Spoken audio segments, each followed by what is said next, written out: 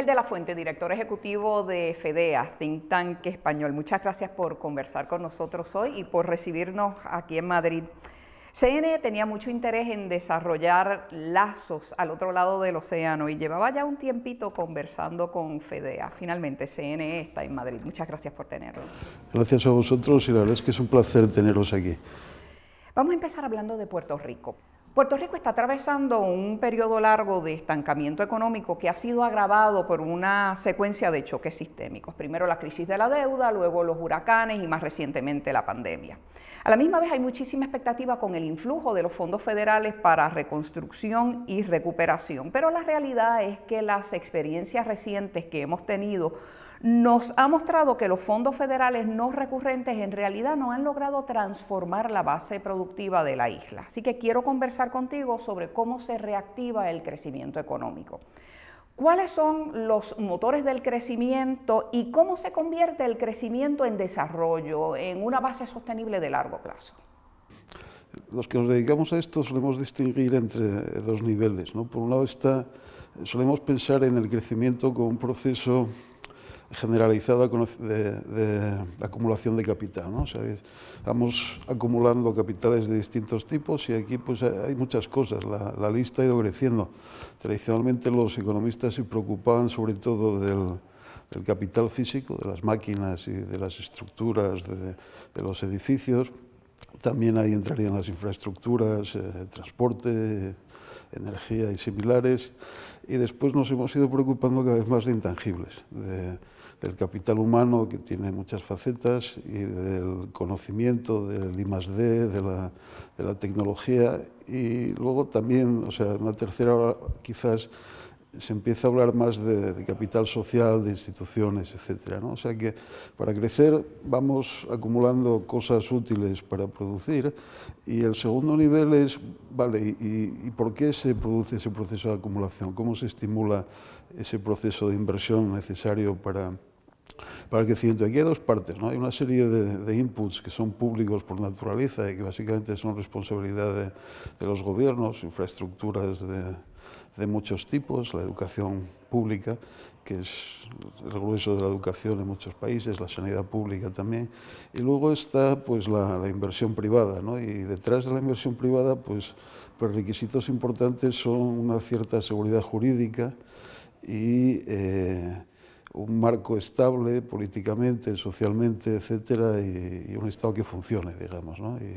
Y que ni se lleve tus propiedades ni permita una inestabilidad crónica, digamos. ¿Es preciso pensar en sectores productivos específicos o los esfuerzos deben ir dirigidos en otra dirección?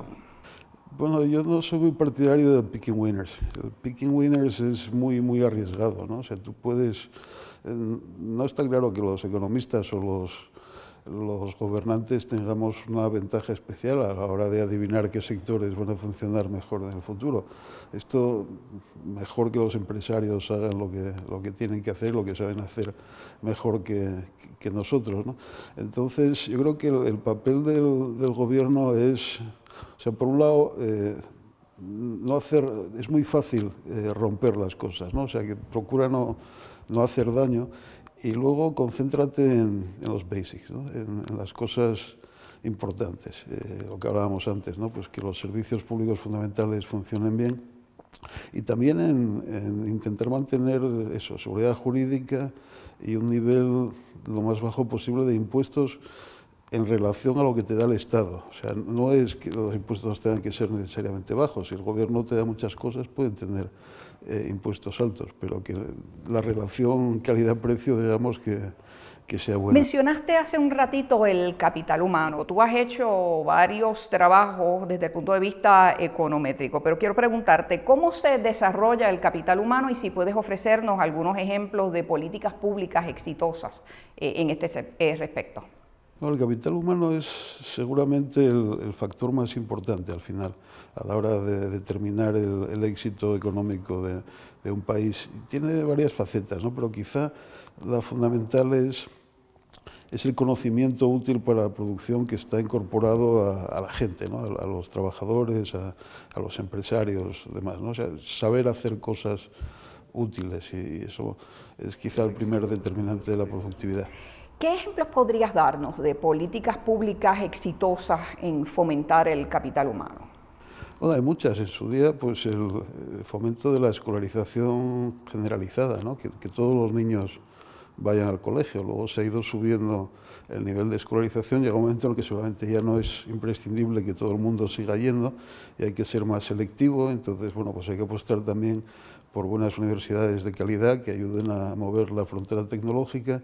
Y luego hay una parte muy importante, que es la que en España no hemos hecho del todo bien, que es, digamos, la formación profesional, ¿no? O sea, esa formación intermedia que está muy adaptada a las necesidades del aparato productivo y que en buena parte tiene que formarse en las empresas, no tanto en las aulas, ¿no?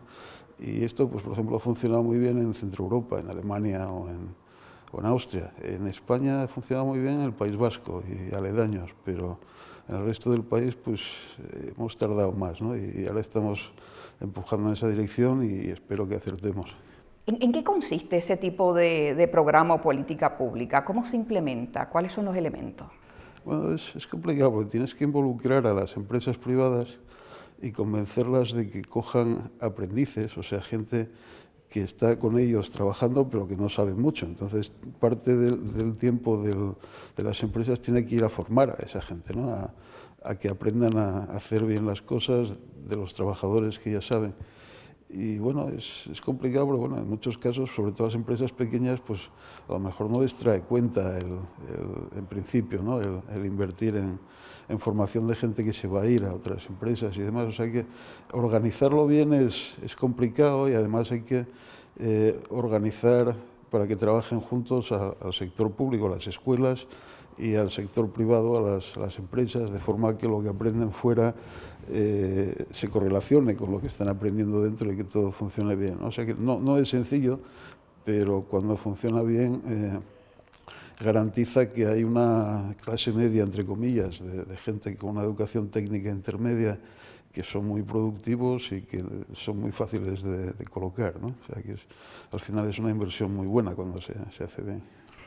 Ahorita estabas hablando de la capacidad del Estado o del rol del Estado. Recientemente FEDEA ha estudiado la importancia de apuntalar las instituciones y el aparato público para poder manejar el influjo de fondos de reconstrucción y recuperación. Aquí en España, por ejemplo, o más bien se trata de la capacidad de utilizar los fondos europeos del programa Next Gen EU, que básicamente va dirigido a lograr la transformación verde y la transformación digital. Pienso en la utilidad que puedan tener las reflexiones vuestras para el caso de nosotros de Puerto Rico. Así que te quiero preguntar, ¿qué capacidades son esenciales en las instituciones públicas y en los actores privados? Primero, para lograr que esos fondos sean absorbidos y utilizados de una forma eficiente, y número dos, que logren una transformación a largo plazo. Yo destacaría dos cosas, ¿no? Por un lado, la necesidad de que hablen el sector privado y el sector público. Es muy difícil definir planes de inversión que respondan a necesidades productivas reales desde una oficina de un ministerio o desde una aula universitaria. Tienes que sentarte con los actores, con los empresarios y recoger la información a pie de trinchera, digamos, ¿no? sobre qué hace falta y qué ayudaría a mejorar el desempeño de las empresas. Y luego hace falta una cierta actitud crítica, ¿no? O sea, hay que evaluar los proyectos, hay que ser exigentes a la hora de definirlos, ¿no? Siempre está la tentación de, bueno, abrimos los cajones del ministerio, sacamos los proyectos que tenemos de hace 10 años y nos quedamos con eso, ¿no? Y eso generalmente no funciona muy bien. O sea, hay que intentar ser más creativos y poner filtros, o sea, hacer números de verdad de qué tipo de proyectos pueden ser rentables, ¿no?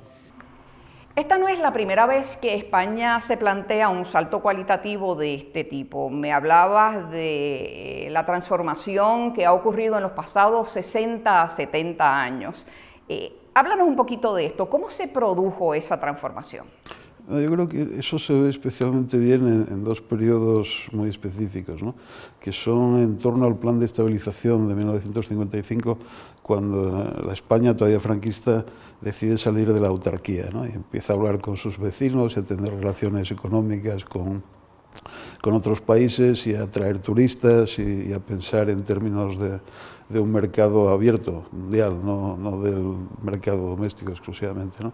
Y después otra vez con la entrada de España en la Comunidad Europea, ¿no? Cuando nos integramos en Europa en términos de igualdad y hay que competir y aprender de nuestros vecinos. O sea que esos episodios de apertura al exterior y de apertura a la competencia generaron impulsos muy fuertes de crecimiento y de transformación, ¿no? Tanto en los años 60 como en los años, segunda parte de los 80 y la década de los 90. Y la España de hoy es básicamente fruto de esos impulsos en muchos sentidos. ¿Qué lecciones podemos aprender de las diferentes regiones, de la forma en que se enfrentaron a este proceso de cambio? Mira, por lo que me contabas tú de Puerto Rico y luego lo que decía, que tampoco sé mucho del país, pero bueno, por lo que me suena, se me ocurre que quizás mi región natal, Asturias, podría ser un buen ejemplo de lo que no hay que hacer, ¿no? O sea, Puerto Rico, tengo la impresión de que durante tiempo la estrategia ha sido tratar de resistirse al cambio, de tratar de mantener unas industrias específicas que en su momento se atrajeron con privilegios impositivos federales, ¿no? Asturias es una región tradicionalmente minera y siderúrgica en la que ha tenido muchísima importancia la empresa pública, o sea, la minería pública y las acerías públicas. Y se ha pasado pues medio siglo o más tratando de defender esos sectores cuando ya no eran competitivos, especialmente el carbón. O sea, el carbón polaco puesto en el puerto de Gijón era más barato que el carbón español sacado de las minas asturianas, pues igual ya en los años 50 del siglo pasado. Y sin embargo, pues tardamos mucho en admitir eso y cambiar bueno, de hecho, yo creo que nunca hemos cambiado de estrategia, que es parte del problema, ¿no? O sea que quizá una lección negativa al caso asturiano es, no suele ser buena idea tratar de resistir el cambio cuando el cambio tiene bases firmes estructurales, digamos, ¿no? No es una crisis transitoria de que por unos años tal, sino que estamos apostando por una industria que no tenía claramente futuro. Entonces Puerto Rico debería intentar evitar eso. En el otro extremo quizás el caso de una provincia andaluza que a mí me llamó mucho la atención hace unos años cuando me llevaron a verla, digamos, ¿no? Que es la provincia de Almería. Almería es tradicionalmente una de las provincias españolas más pobres, pero en las últimas décadas ha dado un tirón espectacular apostando por un sector tradicional, pero que se ha convertido en otra cosa. O sea, es una agricultura que ahora mismo es una industria high-tech, de un valor añadido grande y destinada a la exportación, ¿no? Entonces, si consigues hacer lo mismo que Almería, o sea, convertir una industria tradicional en la que tienes ventaja comparativa clara en explotar esa ventaja y además pues aprovecharte de las nuevas tecnologías y en vez de resistir al cambio, aprovechar el cambio, la posibilidad de vender en Europa, ¿no? Hortalizas fuera de temporada que tienen un precio muy alto, cosas de ese tipo, pues esto suele funcionar mejor, ¿no? Y luego hay todo tipo de otros casos intermedios, pero creo que estos dos ilustran bien lo que se puede aprender que hay que hacer y lo que no habría que hacer, y espero que os sirva. Buenas lecciones. Muchas gracias, Ángel de la Fuente, por estar con nosotros. A vosotros, un placer.